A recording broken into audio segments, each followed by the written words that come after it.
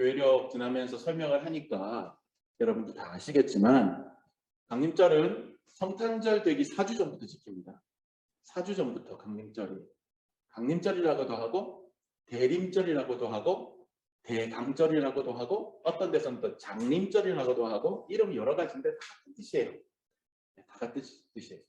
우리 주님이 우리에게 오시는 것을 기억하고 기념하는 절기. 그래서 먼저는 이 땅에 오신 아기 예수님, 그건 초림이라고 그러죠. 처음에 오셨다면서. 처음에 오신 건 사실 아니지만 인간의 몸을 입고 이 땅에 오시는 건 처음.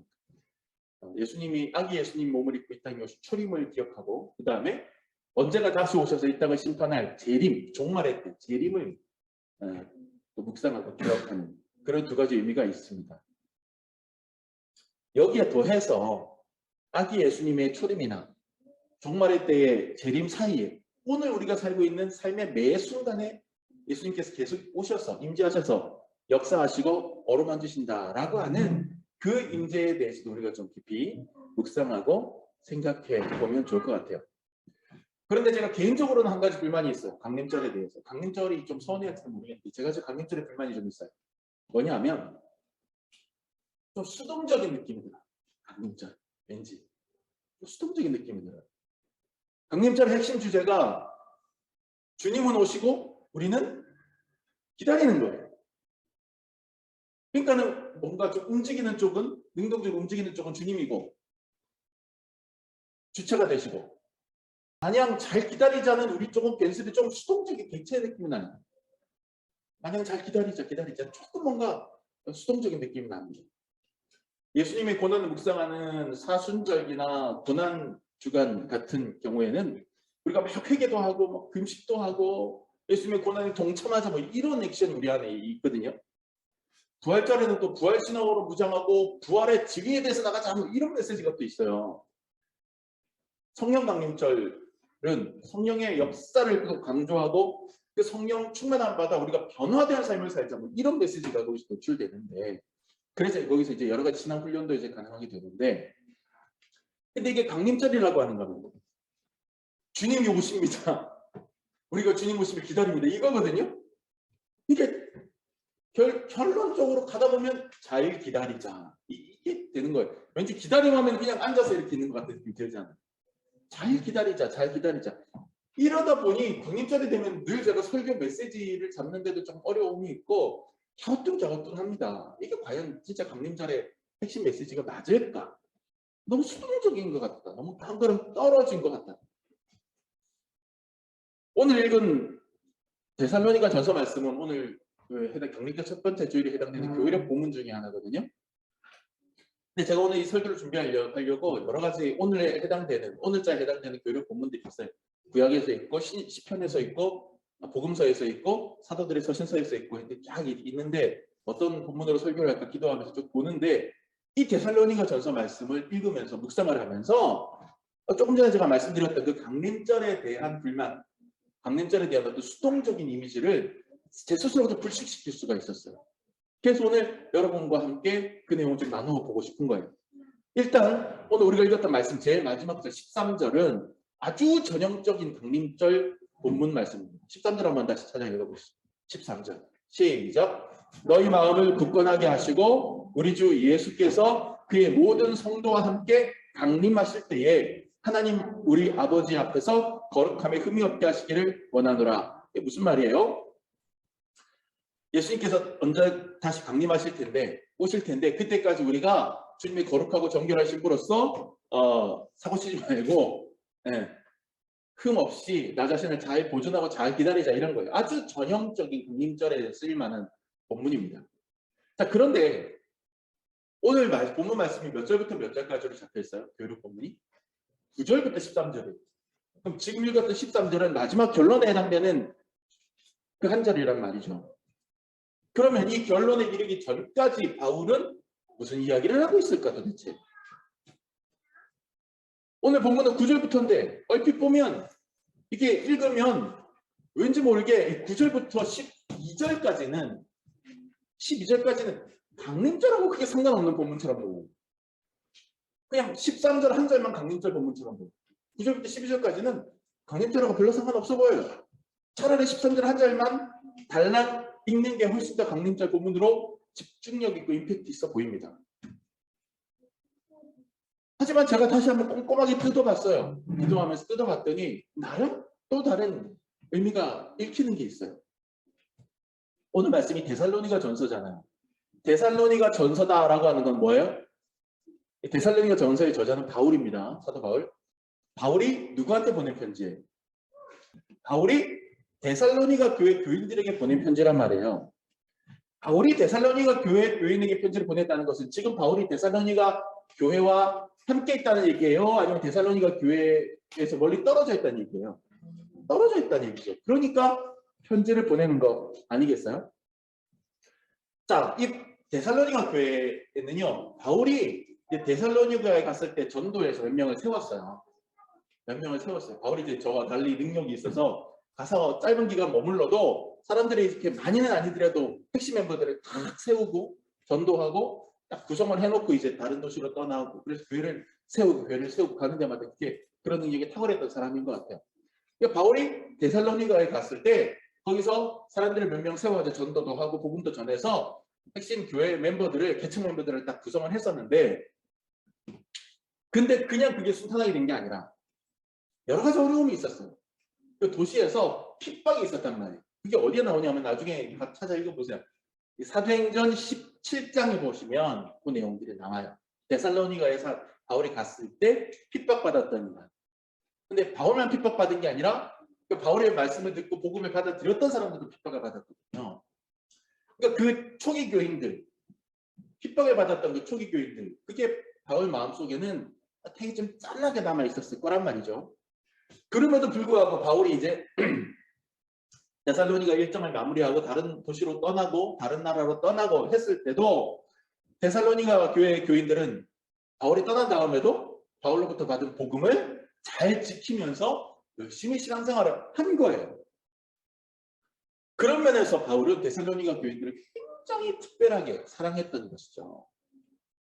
너무너무 감사했던 거예요. 그게 9절 말씀입니다. 9절 말씀 한번 읽어보시죠. 다 같이 시작. 우리가 우리 하나님 앞에서 너희로 말미암아 모든 기쁨으로 기뻐하니 너희를 위하여 능히 어떠한 감사로 하나님께 보답할까. 이게 무슨 말인지 이제 아시겠죠? 배경 설명을 드리니까. 왜 바울이 지금 하나님 앞에 너희 정말 난 너무 기뻐. 너희를 위해 하나님께 어떻게 감사할까? 바울이 지금 그렇게 얘기하는 거예요. 데살로니가 교회가 그 어려운 가운데서 두고 바울이 떠났는데도 불구하고 정말 어린아이처럼 순수한 믿음으로 신앙을 잘 지켜내면서 복음을 잘 지켜내고 있었다는 거죠. 그게 너무 기쁘고 감사한 거예요. 그런데 그 와중에서도 바울의 마음속에 걸리는 게 있어요. 바울이 잠시 머물면서 전도해서 교회를 세우고 떠났지만 그 바람에 오래 머물러 있지 않았던 탓에 그 교회 교인들은 충분한 훈련이 되지 않은 거예요. 그러니까 신앙 훈련 또는 말씀 훈련이 충분히 되지 않은 거예요. 그래서 보면 나중에 이제 거기에 잘못된 거짓 교사들이 나타나가지고 잘못된 사상을 막 하니까 거기에 교인들이 휘둘리고 이제 그렇게 되거든요. 근데 그런 모습들을 알기 때문에 바울은 그 마음에 걸리는 거예요. 그래서 내가 너네한테 좀 기회가 되면 빨리 좀 가서 다시 좀 가서 보강 교육을 좀 시켜줬으면 좋겠다.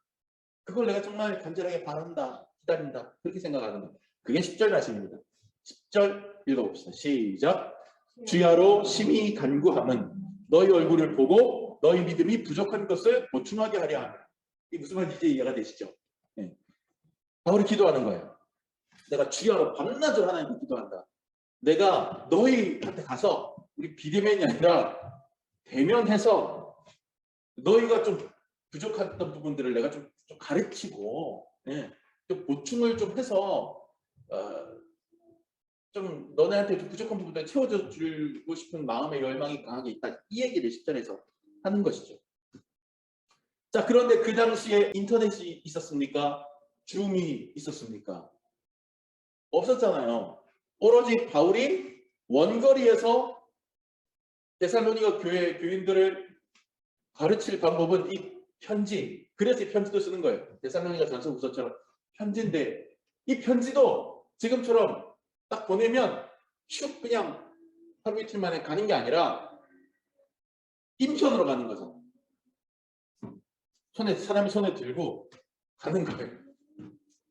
데살로니가 누구를 보내든지 아니면 거기로 가는 사람이 있으면 그 사람 편에 보내든지 그렇게 해서 이제 가는 거잖아요. 그리고 거기서 답장을 받아오거나 또 질문 같은 거 있으면 또 받아오는데도 또 그 편지 한번 오고 갔는데도 뭐 몇 달이 걸렸을지 1년이 걸렸을지 그건 아무도 모르는 거예요. 그러니 한계가 있으니 어떻게 해야 되겠습니까? 그냥 바울이 직접 데살로니가에 가서 거기서 막 사람들 얼굴을 보면서 이렇게 비대면이 아니라 대면으로 가르쳐야 되는 거예요. 그렇게 되기를 바울이 간절히 원하는 겁니다. 내가 좀 직접 갈 수 있으면 너무너무 좋겠다. 그걸 내가 너무너무 간절하게 기다린다. 그게 11절입니다. 11절 같이 읽어봅시다. 시작. 하나님 우리 아버지와 우리 주 예수는 우리 길을 너희에게로 갈 수 있게 하시옵소서. 이게 이제 바울의 기도 내용입니다. 하나님이 우리의 길을 바울 일행 내 일행이 데살로니가 교회 너희들에게 갈 수 있도록 길을 열어주시길 원한다. 이게 이제 개혁성경 우리가 읽은 개혁성경에는 우리 길을 너희에게로 갈 수 있게 하시오며 이렇게 표현됐지만 공동번역이라든지 새번역 성경에는 조금 더 이해하기 쉽게 나옵니다. 하나님이 길을 열어주시기를 기도합니다. 이렇게 나와요. 그러니까 지금 여러 가지 정황상 또 여러 가지 여건상 바울이 데살로니가 교회에 직접 방문하지 못하는 상황인데 어떻게든 하나님께서 좀 여건을 허락해 주시고 정황을 좀 허락해 주셔서 내가 지금 직접 너희한테 좀 갈 수 있도록 되기를 내가 간절하게 기도한다. 그러니까 데살로니가 전서는 정확하게 나와 있지 않지만 학자들의 추측에 의하면 아마 바울이 고린도 지역에 머물렀을 때 써서 보낸 편지로 이제 추측을 하거든요. 그러니까 지금은 고린도인데 데살로니가까지 직접 가서 너희에게 복음을 다시금 좀 복음 훈련하기를 간절하게 바란다. 이렇게 바울이 기도하고 있다. 이렇게 얘기하는 거예요. 이 편지를 받아본 데살로니가 교회 교인들 어땠을까요? 이 편지를 받아본 데살로니가 교회 교인들 내가 다시 너희한테 가고 싶어. 정말 그날을 기다리고 있어. 이렇게 얘기하는 바울의 마음을 편지를 읽고 안 교인들은 바울 선생님이 다시 오신대. 바울 선생님이 우리를 보러 다시 오신대. 라고 하는 강렬한 기대감을 가졌을 거예요. 강렬한 기대감. 자, 여기서 우리가 생각해 봐야 됩니다. 두 개의 기다림이라고 생각합니다. 하나는 편지를 받아본 데살로니가 교회 교인들의 기다림입니다.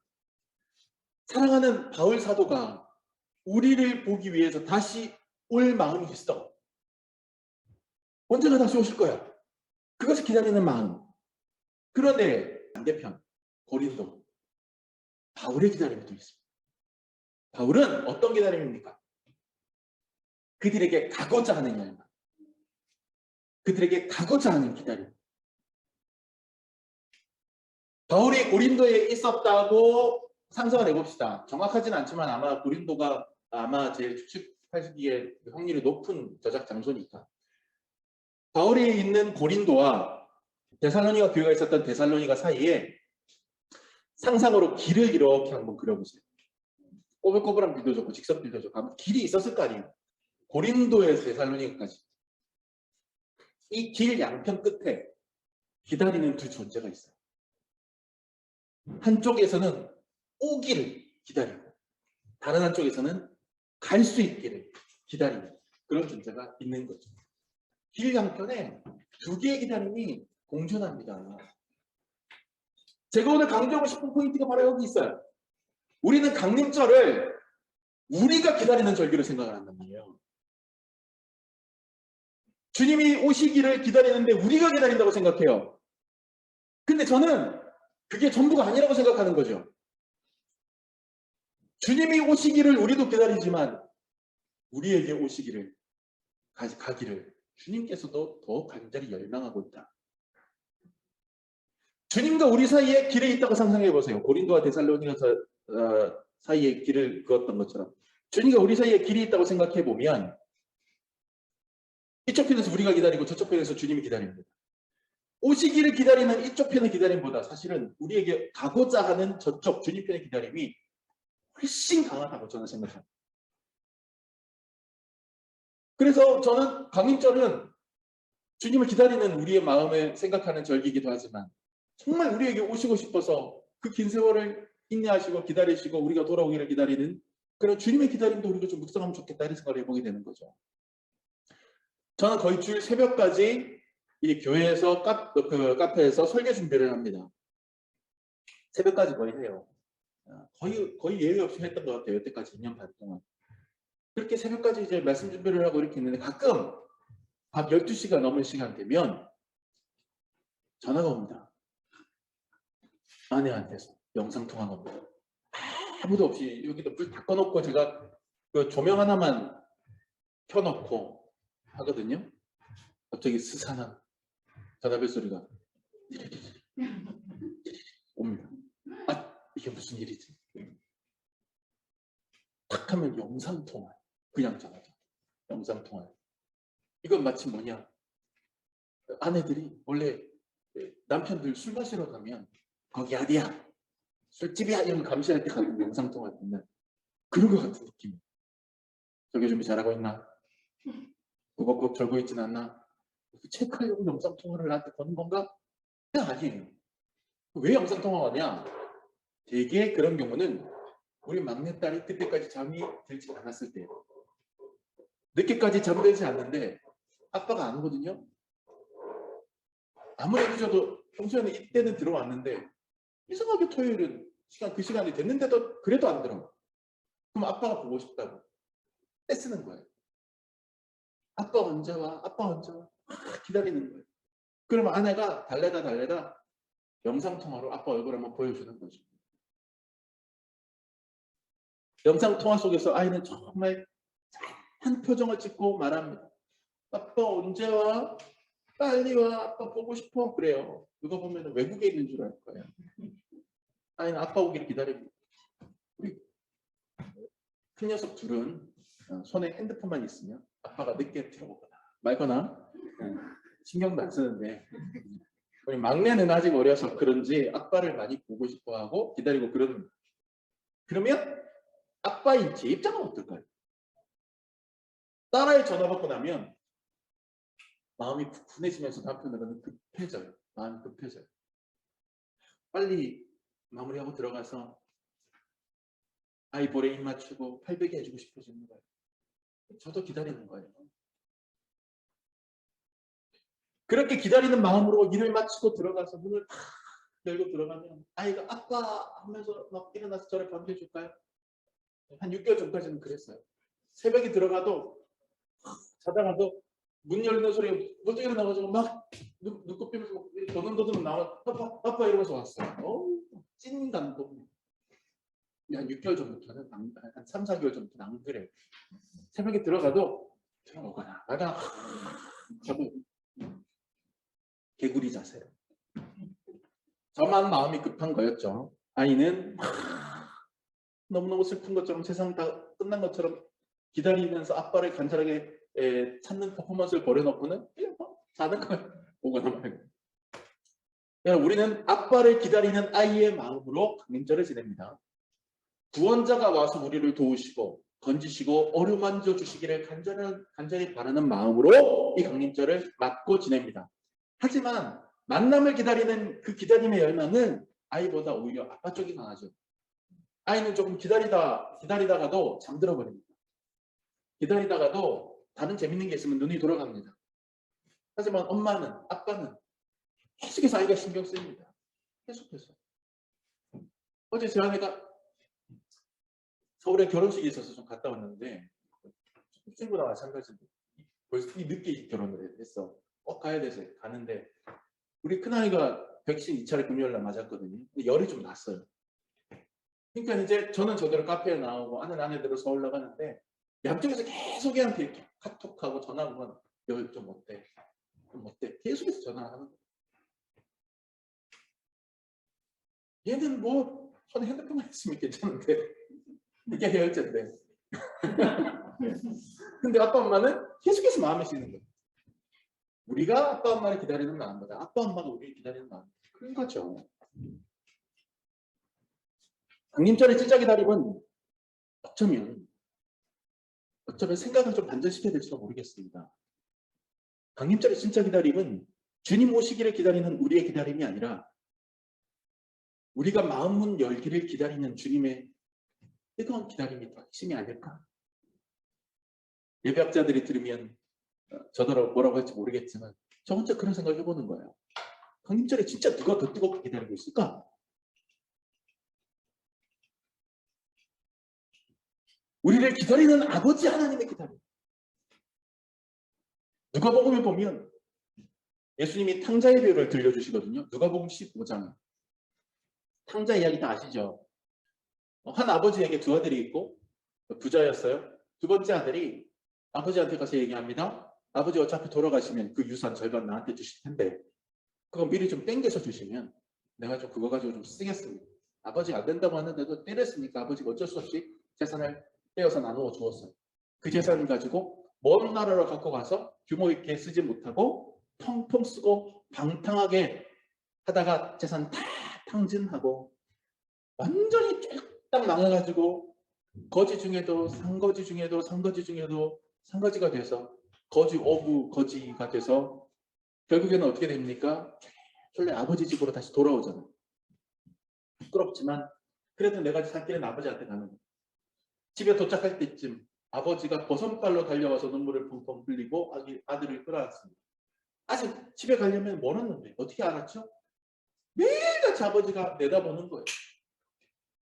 렘브란트가 그린 이 성경의 요 내용, 이 탕자의 비유를 묘사한 렘브란트의 그림을 보면 아버지의 눈이 짓물러 있어요. 그 그림에 보면 아버지의 눈이 짓물러 있게 보여서였어요. 렘브란트. 그렇게 해서 계속해서 바라보고 기다렸을 거예요. 아버지가. 달려나가서 아들을 끌어안고 입맞추고 손에 가락지를 피우고 옷 싹 갈아입히고 사진 진술 받아서 잔치를 벌이고 사람들을 불러서 잃어버린 내 아들을 찾았다고 좋아하는 아버지의 모습이 예수님이 직접 들려주신 탕자의 비유, 누가복음 15장에 나오는 비유란 말이죠. 이 이야기를 보통 제가 지금 방금 말씀드린 것처럼 탕자의 비유라고 많이 말을 합니다. 하지만 사실 이 이야기는 탕자의 비유가 아니에요. 이 이야기는 기다리는 아버지의 비유입니다. 왜냐하면 예수님께서 이 비유를 들려주실 때 이 비유 하나만 딱 얘기해 주신 게 아니에요. 누가복음 15장을 보면 예수님께서 세 개의 비유를 연속적으로 하십니다. 그게 핵심 주제며 뭐며 다 똑같은데 등장인물과 형태만 다른 세 개의 연속된 비유예요. 첫 번째 비유는 뭐냐면 잃어버린 양의 비유. 양을 찾아 나서는 목자의 비유. 한 목자에게 100마리의 양이 있었는데 그 중에 한 마리가 없어졌어요. 길을 잃었어요. 그러니 목자가 그 한 마리를 찾기 위해서 온 산과 들판을 헤매서 자꾸 찾다가 결국에는 그 양을 찾아서 들쳐매고 돌아와서 사람들에게 잃어버린 양을 찾았다고 좋아했다. 요 내용. 두 번째 비유는 잃어버린 동전의 비유. 어떤 여인이 드라크마, 10드라크마 동전 중에 그 동전을 갖다가 한 개 잃어버렸는데 그거 찾겠다고 등불 들고 온 집안 다 쓸고 닦고 다 뒤지고 가고 치우고 그래서 그 동전을 겨우 딱 찾은 다음에 너무 좋아서 이웃들을 모아서 그 동전 하나보다 더 아마 더 썼을지도 몰라요. 잔치를 벌였다. 자, 그 다음에 세 번째 나오는 비유가 이 집 나간 아들의 비유거든요. 그러면 여러분께 질문합니다. 100마리 양 중에 한 마리 잃어버린 양을 찾아 헤매는 그 목자 이야기, 그 이야기에서 주인공이 누굽니까? 누구 이야기예요? 그 이야기는? 목자입니까? 양입니까? 목자죠. 양은 그냥 100마리 양 중에 한 마리가 없어졌다. 그럼 끝나요. 그 다음에 모든 이야기는 목자가 양을 찾아 헤맸다. 어디를 헤맸다. 그리고 그 양을 찾아서 돌아왔다. 그래서 좋아서 기뻐했다. 그 이야기예요. 그 이야기의 주인공 목자란 말이에요. 자, 두 번째 이야기. 여인이 잃어버린 동전을 찾은 이야기. 이건 쉽죠. 그 이야기의 주인공은 여인입니까? 동전입니까? 혹시 동전을 주인공으로 생각하고 계시는 분이 있나요? 그 이야기의 주인공은 여인입니다. 잃어버린 동전이 주인공이 아니라 동전을 찾아 헤맨 여인의 마음에 집중하는 얘기예요. 그 다음에 바로 연속해서 나오는 세 번째 비유가 집 나간 둘째 아들의 이야기거든요. 그럼 이것도 똑같은 맥락에서 질문할 수 있죠. 이 이야기의 주인공은 집 나간 아들입니까? 집 나간 아들을 기다리는 아버지입니까? 아버지라니. 이해가 되시죠? 연속된 세 개의 비유가 나온단 말이에요. 그 세 개의 비유가 다 같은 맥락으로 흐르는데 어디에 포인트가 있는지 보면 목자, 여인, 그리고 아버지라는 거예요. 그러니까 탕자의 비유라는 말은 저는 사실은 동의하잖아요. 이건 아버지의 비유. 기다리는 아버지의 비유예요. 여러분, 누가 진짜 간절하게 기다릴까요? 하나님을 바라는 우리일까요? 우리를 품에 안고자 하시는 아버지 하나님일까요? 양쪽 다 기다리고 바라겠지만 비교 대상은 아니라고 생각합니다. 저는. 진짜 강력한 기다림은 어디에 있습니까? 우리를 끝까지 바라보시고 끝까지 참으시고 기다리시는 하나님의 사랑. 그게 진짜 기다림이에요. 그래서 저는 강림절에 우리 주님 오시기를 기다리고 대망하면서, 다른 한편으로는 우리보다도 더 강력한 열망으로 우리를 구원하기를 원하시는, 그래서 끊임없이 우리의 마음의 문을 두드리시는 예수님의 마음, 그 끝없는 기다림의 열정을 기억해야 되는 절기다라고 이렇게 주장하고 싶습니다. 오늘 본문에서 바울은 가고자 합니다. 어디로? 자신의 가르침이 필요했던 데살로니가 교회의 교인들에게로 뜨거운 사랑의 마음을 가지고 나아가고자 합니다. 데살로니가에서 고린도로 이어진 양쪽에서, 고린도에서 데살로니가로 이어진 그 양쪽 길의 그 양쪽편에서 그렇게 두 개의 기다림이 서로 호응합니다. 바울을 기다리는 데살로니가 교인들, 데살로니가 교인들을 만나서 품에 안고 싶어하는 영적인 아버지 바울. 하나님과 우리 사이에 길이 있다면 그 길 양쪽 끝에도 두 개의 기다림이 있다고 생각할 수 있습니다. 우리에게 임하소서 하고 기도하며 기다리는 우리의 기다림. 그리고 어떻게든 우리를 품에 안고 당신의 나라로 인도하고자 계속해서 우리 마음의 문을 두드리고 들어오시려고 하는 예수님의 기다림. 우리가 변화되기를 기다리는, 우리가 마음 문 열기를 기다리는 그 예수님의 기다림. 이 두 개의 기다림을 모두 다 우리가 묵상해야 되겠다 생각합니다. 그리고 여기에 하나의 기다림을 더해보면 좋겠습니다. 그것은 바로 오늘 본문에 나오는 바울의 마음, 바울의 기다림입니다. 내 도움이 필요한 누군가, 내 사랑이 필요한 누군가, 내가 가르쳐줘야 될 누군가, 그에게 내가 다가가고자 하는 열망. 언제 내가 그 사람에게 갈 수 있을까? 언제 내가 저 사람에게 가서 사랑을 전할 수 있을까? 빨리 그때가 왔으면 좋겠다라고 하는 그 기다림, 그 간절함. 우리가 주님을 기다림보다 주님이 우리를 기다림이 더 뜨거움을 알았다면, 그렇다면 우리도 그 주님의 마음을 본받아서 누군가에게 다가가기를 기대하고 기다리는 마음을 품었으면 좋겠다는 생각을 해보는 거예요. 바울이 데살로니가 교인들에게 나아가고자 하는 열망을 품고 때를 간절히 기다렸듯이 탕자의 아버지가 아들을 다시 품에 안을 날을 기다리면서 동구방만 매일 눈이 짓무르도록 바라보았듯이 바울이 데살로니가 교회 교인들에게 나아갈 날만 손꼽아 기다렸듯이 우리도 우리의 이웃들에게, 복음이 필요한 우리의 전도 대상자들에게, 어려움에 처해 있는 내 주변 누군가에게 다가갈 길이 열리기를 기대하고 기도하고 기다리면 좋겠습니다. 여러분 정말 그 간절한 기다림을 갖고 계십니까? 여러분 가족 중에 구원받지 못한 이들을 구원하기 위해서 여러분 정말 간절한 열망으로 기도하고 기다리고 계십니까? 여러분 주변에 고통에 겨워하는 그 이웃들에게 어떻게든 도움을 주고 싶어서 다가가서 손 오르만져 주고 싶어서 정말 간절한 열망으로 바울처럼 내가 꼭 가고 싶다, 그에게 다가가고 싶다 열망한 적이 있습니까? 어쩌면 우리가 다가가고자 하는 그 대상, 누군가 자기에게 다가와 주기를 간절하게 기다리고 있을지도 모릅니다.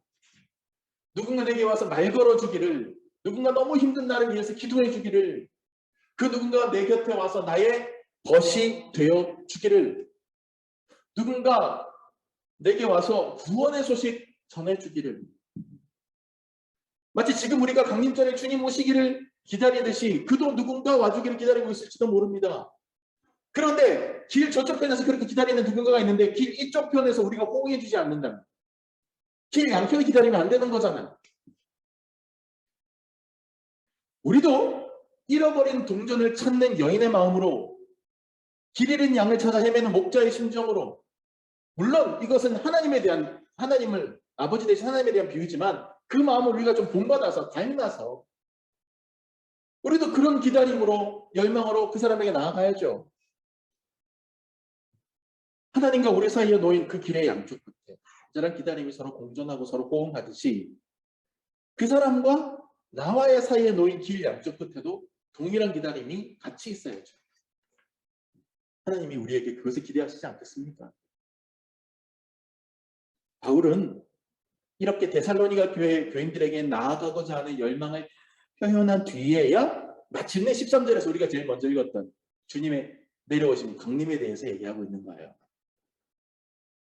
주님의 오심을 기다리는 동안 바울은 동시에 사랑하는 지체에게 나아가기를 기다리고 있었습니다. 어쩌면 이것이야말로 진정한 강림절의 정신일지도 모릅니다. 그렇다고 한다면 강림절은 매우 능동적인 절기입니다. 성탄절에 종종 예화로 쓰이는 톨스토이의 단편 사랑이 있는 곳에 신이 있다. 제가 워낙 좋아하는 단편이라 제가 가끔 설교 예화로 쓰기도 하고 제가 작년인가 한번 말씀드린 적도 있어요.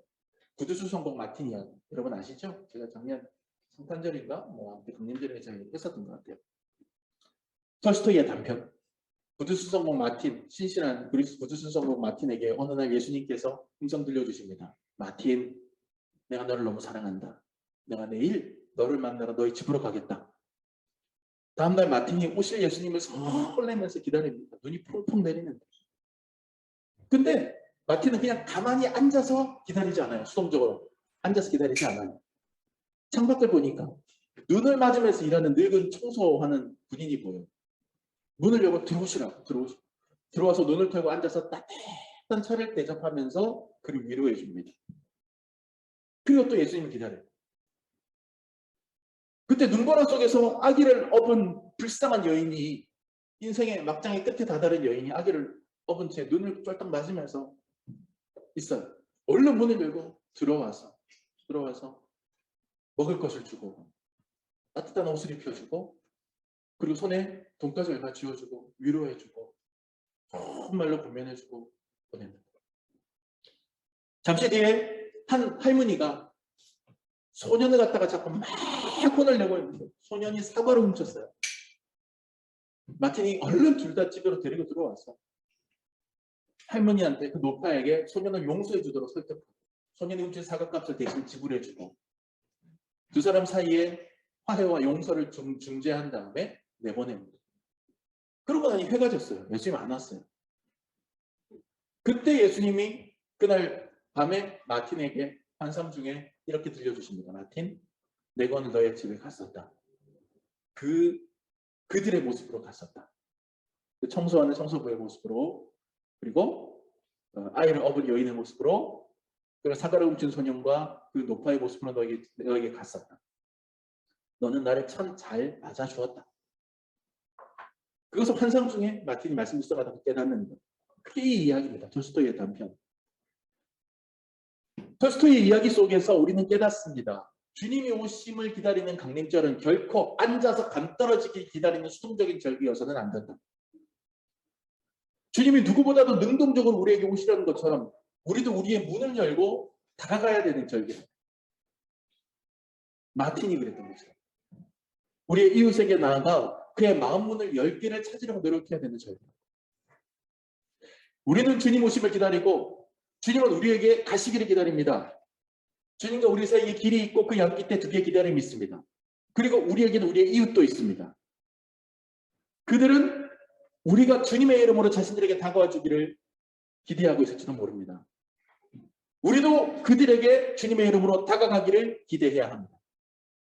그들과 우리 사이에 길이 있고 그 양 끝에도 두 개의 기다림이 있어야 합니다. 길 양 끝의 기다림.